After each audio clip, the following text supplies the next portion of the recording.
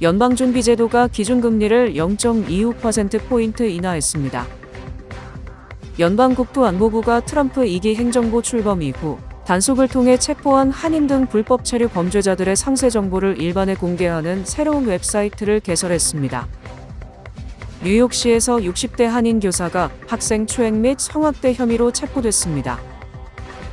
코로나19 팬데믹 이후 뉴욕시 인구 회복이 여전히 더디게 진행되고 있는 것으로 확인됐습니다. 모두가 누릴 수 있는 권리, 바로 아름다움입니다. 키스는 누구나 더 쉽고 당당하게 자신의 아름다움을 즐길 수 있는 세상을 꿈꿉니다. 키스는 우리 모두의 미래가 더 아름답게 빛날 수 있도록 최선을 다할 것입니다. 당신의 아름다움의 모든 순간, 키스가 함께합니다.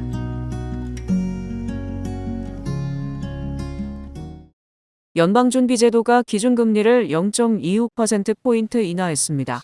연준은 이틀간의 연방공개시장위원회 정례회 이후 기준금리를 기존보다 연 0.25%포인트 인하한 연 3.5에서 3.75%로 결정했습니다.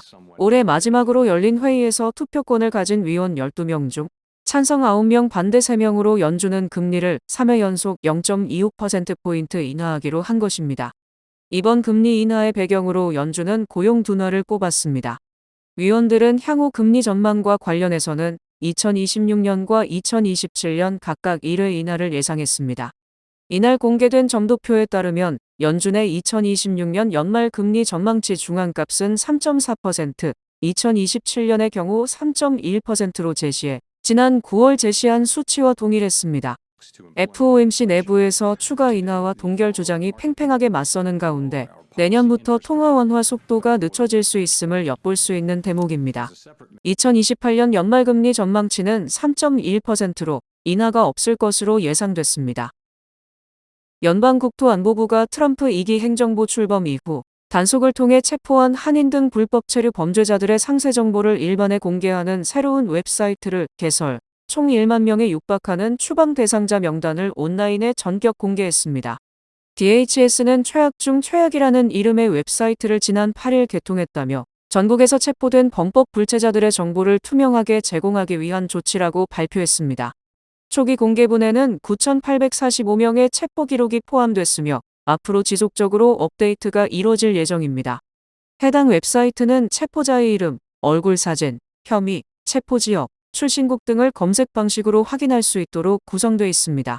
DHS는 트럼프 행정부 출범 이후 연방 이민세관 단속국이 살인, 폭행, 강간, 아동학대, 마약 밀매, 무장강도 등 중범죄 전력이 있는 불체자들을 집중 단속해왔으며 이번 공개에는 중범죄뿐 아니라 음주운전, 절도, 신분도용, 교통법규 위반 등 비교적 경미한 범죄 혐의도 상당수 포함돼 있다고 설명했습니다. 공개 명단에는 최소 5명의 한국 출신 체포자가 포함된 것으로 확인됐습니다. 미네소타주 파리보에서 체포된 이모 씨는 성폭행 혐의로 등재돼 있으며 텍사스주 휴스턴에서 체포된 이모 씨는 주거침입, 절도, 위조, 사기, 마리화나 판매, 차량 절도, 크레딧카드 불법 사용, 공모 등 복수의 중범죄 혐의를 받고 있습니다. 텍사스주 빅스프링에서 적발된 백모 씨는 절도, 음주운전, 돈 세탁 혐의가 기록돼 있으며 같은 휴스턴 지역에서 체포된 손모 씨는 교통 관련 위반이 이유로 등재돼 있습니다. 이 밖에 캘리포니아주 프레즈노에서 체포된 강모 씨는 신분 도용과 사기 혐의로 공개 명단에 포함됐습니다. 한편 주별 체포자 규모를 살펴보면 캘리포니아주가 1,524명으로 가장 많았고 뉴욕이 142명, 뉴저지가 109명 등으로 뒤를 이었습니다. 뉴욕시에서 60대 한인 교사가 학생 추행 및 성학대 혐의로 체포됐습니다. 뉴욕포스트에 따르면 브롱스 디자인 앤 컨스트럭션 아카데미의 수학교사 김기호 씨가 지난 8일 경찰에 체포됐습니다. 이날 이 학교 재학생 한 명이 김 씨가 복도를 지나다가 자신의 엉덩이를 꼬집었다며 경찰에 신고했기 때문입니다. 김 씨는 뉴욕시 공립학교 교사로 27년간 근무한 것으로 알려졌습니다. 해당 사건과 관련해 뉴욕시 교육국은 이 같은 행위는 용납할 수 없으며 학생의 안전이 최우선이라고 강조했습니다. 김 씨는 즉시 업무에서 배제됐고 유죄가 확정될 경우 파면 절차에 착수할 것이라고 교육국은 말했습니다. 브롱스 디자인 앤 컨스트럭션 아카데미는 뉴욕시 교육국 소속 직업, 기술교육 공립고등학교로 학생들이 디자인 및 건설 분야로 진출할 수 있도록 독창적인 커리큘럼을 운영하고 있습니다. 코로나19 팬데믹 이후 뉴욕시 인구 회복이 여전히 더디게 진행되고 있는 것으로 확인됐습니다. 싱크탱크 엠파이어 센터가 최근 공개한 보고서에 따르면 팬데믹 기간 급감했던 뉴욕시 인구는 2023년과 2024년에 소폭 반등했으나 감소 규모의 약 3분의 1만 회복한 수준에 그친 것으로 나타났습니다. 보고서는 2020년부터 2024년까지 뉴욕시 인구가 약 26만 2천 명, 약 3% 줄어들어 현재 인구가 팬데믹 이전보다 여전히 크게 낮은 상태라고 분석했습니다. 특히 2021년과 2022년에는 대규모 인구 유출이 발생하며 수십 년 만에 가장 큰 감소폭을 기록했습니다. 도로별로는 회복 속도 차이가 뚜렷했습니다. 스태튼 아일랜드만 2020년 이후 0.6% 증가하며 유일하게 인구 감소를 피했고 브롱스는 같은 기간 5.1% 줄어 가장 큰 타격을 받은 것으로 조사됐습니다. 퀸즈와 브루클린은 각각 3.1%, 3.6% 감소했고 맨해튼도 1.1% 줄었습니다. 보고서는 팬데믹 이후 원격 근무 확산으로 인한 출퇴근 패턴 변화, 높은 주거비 부담, 이민 흐름 변화 등이 뉴욕시 인구 감소의 복합적인 요인으로 작용했다고 분석했습니다. 민주당 소속 연방 하원의원들이 이민법원에 출석하는 이민자들이 연방 단속 요원들에 의해 체포 구금되는 것을 막기 위한 법안을 발의했습니다. 이민적법 절차보호법이라고 명명된 이 법안은 연방 이민세관 단속국 등의 연방 요원이 이민법원에 출석하거나 심리에 참여하는 사람을 구금할 수 없도록 하는 내용이 담겼습니다. 다만 단속요원이 영장을 집행하는 경우나 공공안전 및 국가안보에 대한 구체적인 위협 방지를 위한 체포는 예외적으로 허용됩니다.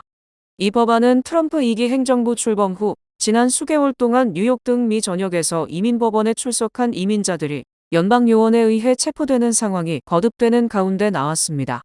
이 같은 상황에 대해 이민자 보호단체들은 적법 절차를 밟기 위해 법원에 출석할 수밖에 없는 상황을 단속을 위한 함정으로 이용해서는 안 된다고 비판하고 있습니다.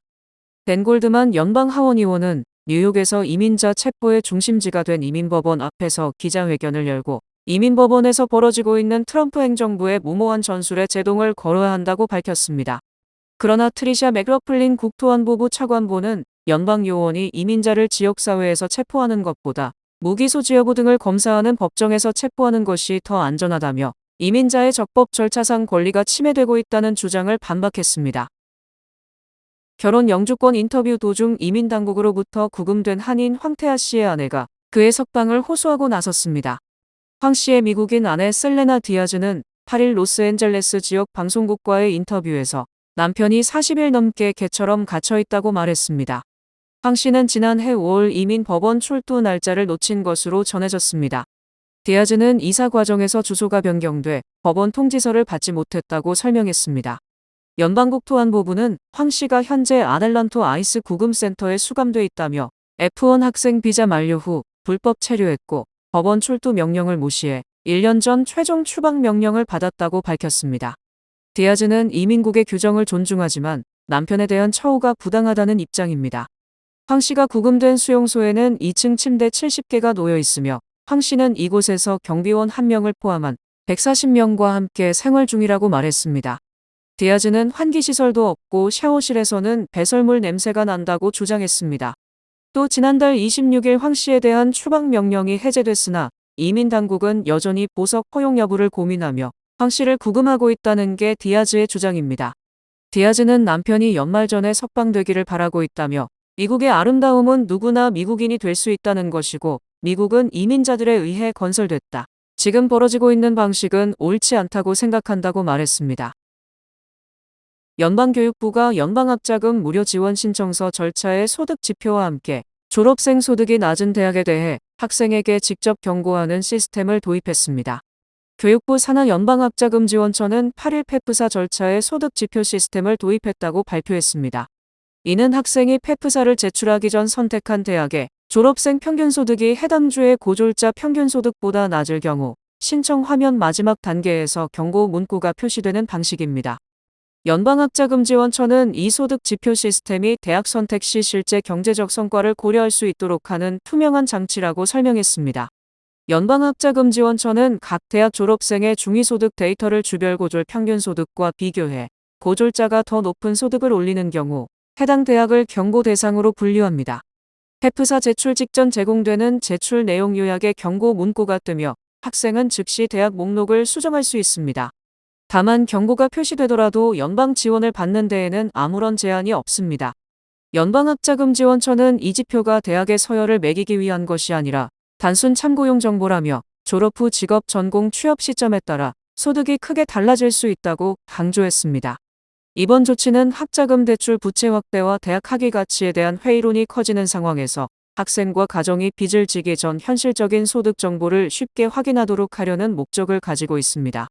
그동안 별도 웹사이트를 찾아야 했던 졸업 부성과 데이터가 페프사 과정에 직접 통합되면서 접근성이 크게 높아졌지만 연방당국은 이는 학교 전체 평균일 뿐 개인 성과와는 다를 수 있다고 덧붙였습니다.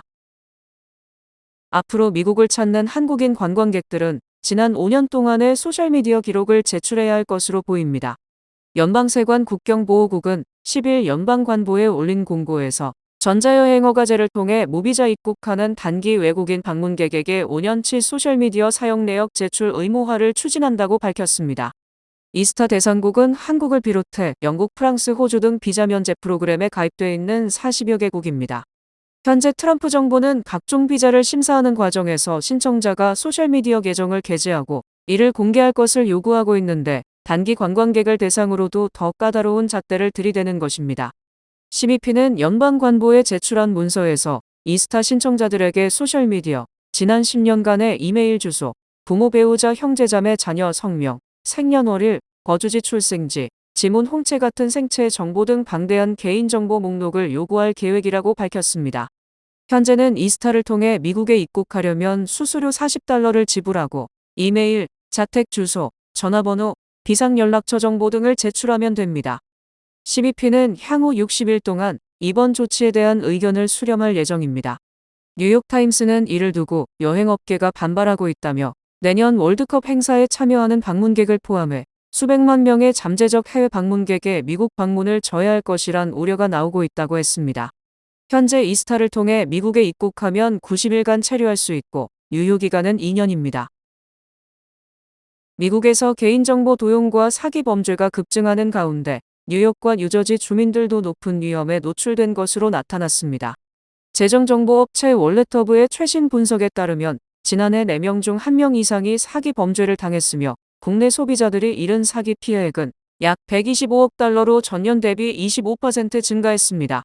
특히 AT&T 고객 정보 8,600만 건이 유출되며 4,400만 개 이상의 사회보장번호가 암호화 없이 노출된 사건은 광범위한 2차 피해 우려를 키웠습니다. 주별 취약성 평가에서 뉴욕주는 종합 8위, 신원 도용 취약성 6위, 사기 취약성 12위를 기록했습니다. 정책 대응력은 41위에 그쳐 법적 보호장치가 다른 주보다 미흡한 것으로 지적됐습니다. 뉴저지주는 종합 4위로 뉴욕주보다 더 높은 위험군에 포함됐으며 신원 도용 분야 전국 2위, 사기 9위를 기록했습니다. 특히 온라인 신원 도용 피해액은 뉴저지가 전국 최고 수준에 올랐고 뉴욕 역시 평균 손실액 증가세가 두드러졌습니다. 전국적으로는 플로리다와 캘리포니아가 가장 큰 피해 지역으로 꼽혔으며 캘리포니아 주민의 신원도용 평균 손실액은 $28,000, 암호화폐 사기 피해액은 평균 $71,000에 달했습니다. 전문가들은 이메일 금융계정 2단계 인증, 신용점수 주기적 확인, 의심 링크 차단 등 기본 보안 수칙이 피해 예방의 핵심이라고 강조했습니다. 월렛허브는 대규모 데이터 유출이 일상이 된 만큼 개인주정보 모두 경각심을 높여야 한다고 경고했습니다. 퀸즈 롱아일랜드 시티의 현대미술관 모마 PS1이 내년 1월부터 모든 방문객에게 무료 입장을 제공합니다.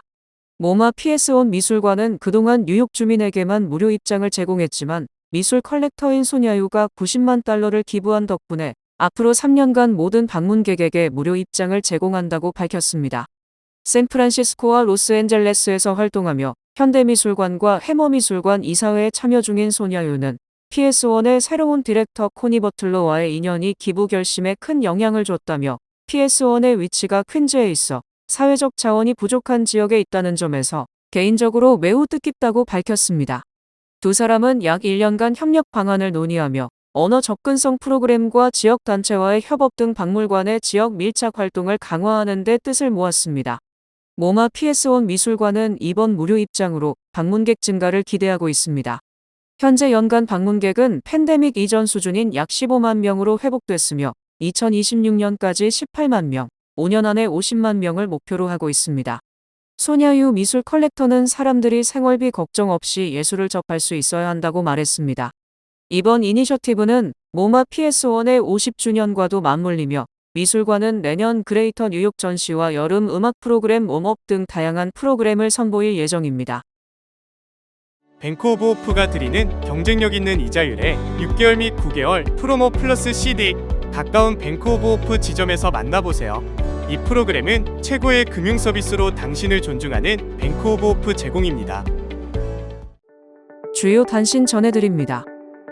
고용시장의 일자리 창출은 10월 들어 5개월 만에 가장 높은 수치를 기록했으나 해고자 수도 2년여 만에 최고치로 증가하면서 노동시장의 침체 현상이 유지되고 있습니다. 지난 9일 오후 10시를 기점으로 호주에서는 16세 미만의 아동과 청소년의 소셜미디어 이용을 금지하는 법이 시행됐습니다. 스트리밍 서비스를 이용하고 있는 한 소비자가 넷플릭스의 워너브라더스 인수로 시장 경쟁이 줄어들어 구독료가 인상될 가능성을 우려하며 합병을 막아달라는 소송을 캘리포니아 북부 연방법원에 제출했습니다. 행동주의 펀드의 압박과 기업 구조 개선 전략의 일환으로 펩시코는 자사의 제품 종류를 약 20% 줄이고 일부 제품들의 출시 가격 인하를 추진 중입니다. 뉴욕 채권 투자자들은 내년 연방준비 제도의 금리 인하 사이클이 올해에 비해 완만할 것이라고 전망하며 바클레이스 관계자는 연준의 금리 인하 시점을 내년 3월과 6월 두 차례로 예상했습니다.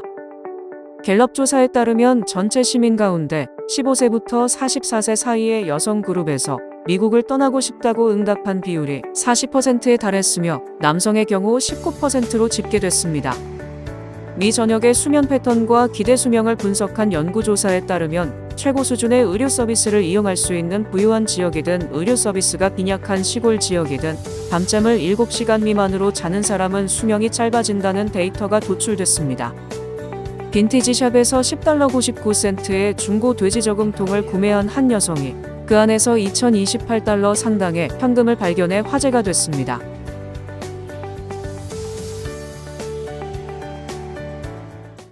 날씨 전해드립니다. 목요일인 내일은 오후에 소낙눈이 내리겠습니다. 낮 최고 기온은 35도, 최저 기온은 28도입니다. 해 뜨는 시간은 7시 10분, 해 지는 시간은 4시 28분입니다. 이상으로 주간 날씨와 세계 날씨 전해드립니다.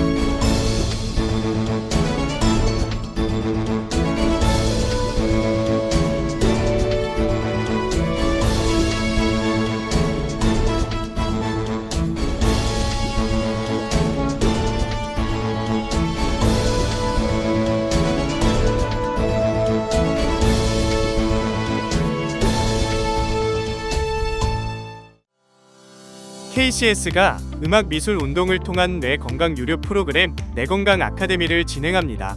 12월 13일과 12월 20일 토요일 오전 9시 30분부터 오후 1시까지 KCS 베이사이드 본관에서 진행됩니다. 선착순 25명을 모집하며 25명 충원 시 모집을 마감합니다. 프로그램 참가비는 120불이며 결제 방법은 추후 안내됩니다. 관심 있는 분들의 많은 참여 바랍니다. 이상으로 12월 10일 수요일 TKC 뉴스데스크 여기서 마치겠습니다. 시청해주신 여러분 고맙습니다.